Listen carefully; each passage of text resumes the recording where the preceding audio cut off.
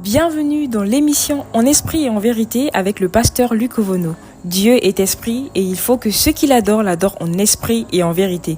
Maintenant, passons à l'écoute de la méditation du jour. Que Dieu vous bénisse. Mesdames et messieurs, bonjour, que la grâce de Dieu soit sur vous. Pasteur Luc Ovono de l'émission En esprit et en vérité. Aujourd'hui, nous sommes lundi et nous allons partager une portion de la parole de Dieu dans les psaumes chapitre 5. Il est écrit: prête l'oreille à mes paroles. Ô Éternel, écoute mes gémissements. Sois attentif à mes cris, ô mon roi et mon Dieu. C'est à toi que j'adresse ma prière. Éternel, le matin, tu entends ma voix. Le matin, je me tourne vers toi et je regarde. Car tu n'es point un Dieu qui prenne plaisir au mal. Le méchant n'a pas sa demeure auprès de toi. Les insensés ne subsistent pas devant tes yeux. Tu hais tous ceux qui commettent l'iniquité. Tu fais périr les menteurs. L'Éternel abhorre les hommes de sang et de fraude. Mais moi, par ta grande miséricorde, je vais à ta maison. Je me prosterne dans ton saint temple avec crainte. Éternel, conduis-moi dans ta justice. À cause de mes ennemis, aplanis ta voix sous mes pas. Car il n'y a point de sincérité dans leur bouche. Leur cœur est rempli de malice. Leur gosier est un sépulcre ouvert. Et ils ont sur la langue des paroles flatteuses. Frappe-les comme des coupables, ô Dieu, que leur dessein amène leur chute. Précipite-les au milieu de leurs péchés, sans nombre, car ils se révoltent contre toi. Alors ceux qui se confient en toi se réjouiront. Ils auront de l'allégresse à toujours et tu les protégeras. Tu seras un sujet de joie pour ceux qui aiment ton nom, car tu bénis le juste. Ô Éternel, tu l'entoures de ta grâce comme d'un bouclier. Amen. En ce début de semaine, nous bénissons déjà toutes les personnes qui sont abonnées à nos chaînes, qui suivent déjà les messages de l'émission En esprit et en vérité sur WhatsApp et sur YouTube. Que la grâce de Dieu vous comble et que ce début de semaine vous soit favorable au nom puissant de Jésus.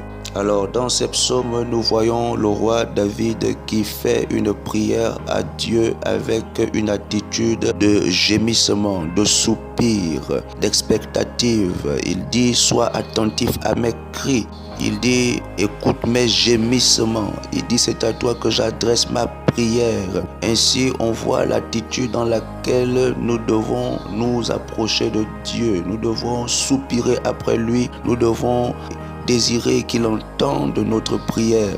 Alors il continue en disant: vers toi je regarde, je me tourne vers toi le matin et je regarde. Voici encore quelque chose qui nous montre le moment où nous devons prier. Nous devons prier le matin, nous devons prier très tôt le matin avant que le jour ne se lève, afin de regarder à la présence de Dieu, afin de regarder à la face de Dieu.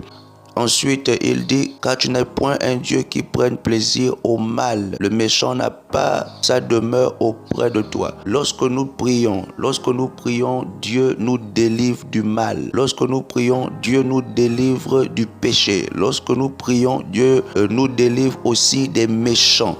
Alors, nous devons véritablement aimer la prière. Nous devons aimer la présence de Dieu. Ensuite, il dit que tu hais tous ceux qui commettent l'iniquité. Lorsque nous prions, Dieu met en nous la haine de l'iniquité. Dieu met en nous la haine du péché. Nous ne voulons plus commettre ou encore vivre ou encore pratiquer nos péchés habituels.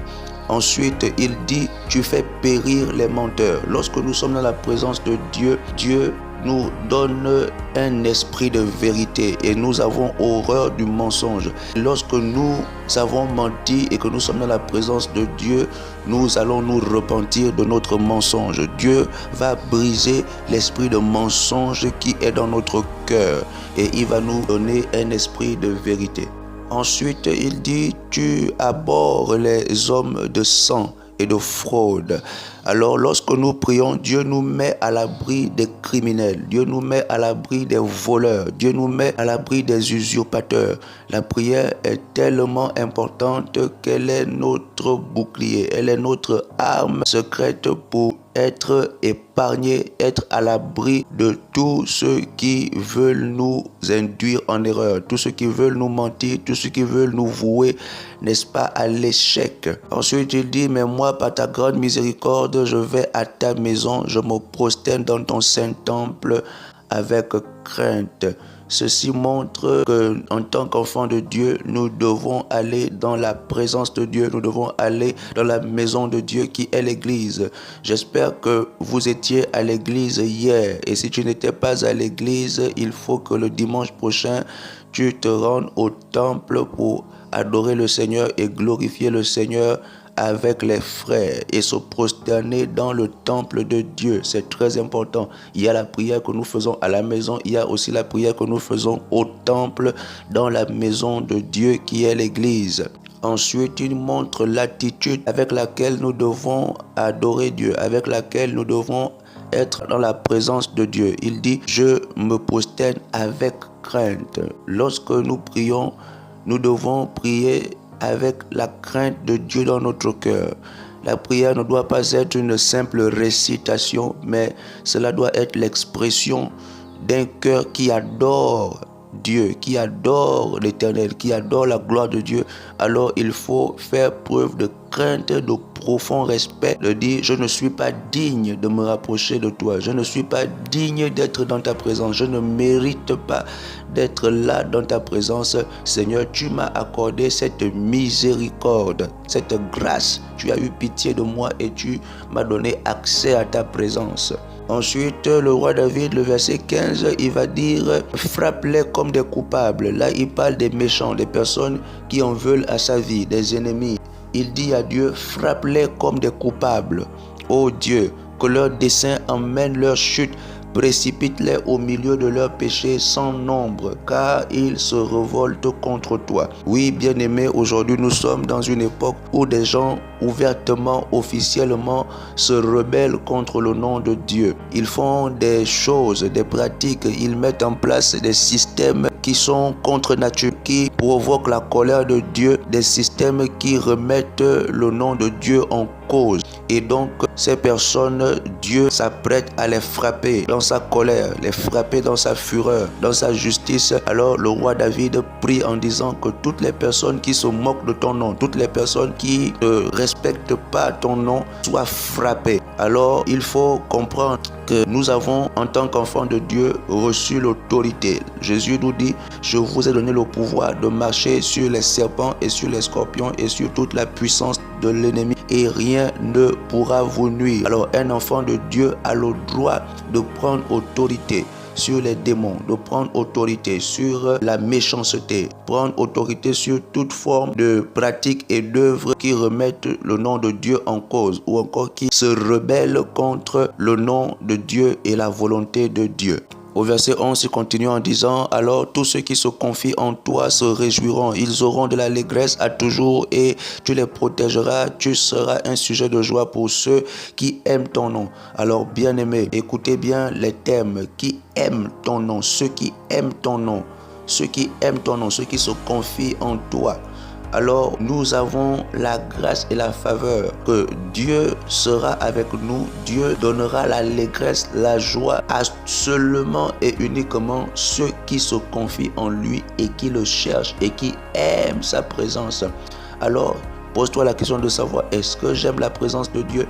Est-ce que j'aime la prière? Est-ce que j'aime me confier en Dieu? Souvent, nous faisons des jours sans prier. Souvent, nous faisons des mois sans prier. Souvent, nous prions par épisode. Souvent, nous prions lorsque nous sentons que nous sommes dans les problèmes. Alors que la prière doit être notre quotidien. Je suis donc venu dans le but d'encourager quelqu'un en disant, retourne à la prière et Dieu te donnera la joie, l'allégresse et Dieu t'épargnera de tes ennemis. Au nom puissant de Jésus-Christ. Et enfin, il termine en disant, car tu bénis le juste. Ô Éternel, tu l'entoures de grâce comme d'un bouclier. Oui, bien-aimé, Dieu te bénit parce que tu es juste. Dieu te bénit parce que tu le cherches. Dieu te bénit parce que tu pries. Dieu te bénit parce que tu cherches sa face, tu cherches sa présence jour et nuit. Tu ne te relâches pas, tu continues de rester dans sa présence et il va t'entourer de sa grâce comme d'un bouclier. Alors ceci était l'habitation de ce lundi. Que cette semaine soit encore accompagnée de grâce, de faveur au nom de Jésus-Christ dans tout ce que vous allez faire, que vous alliez au travail, que vous alliez dans vos affaires, que vous alliez en voyage. La grâce de Dieu vous protège au nom puissant de Jésus-Christ.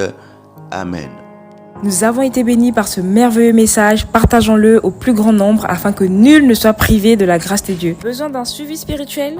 Écrivez suivi au numéro WhatsApp suivant 060 38 15 46. Vous venez d'accepter Jésus? Si oui, écrivez Jésus au numéro WhatsApp suivant 060 38 15 46. Êtes-vous à la recherche d'une vraie église pour servir Dieu en esprit et en vérité?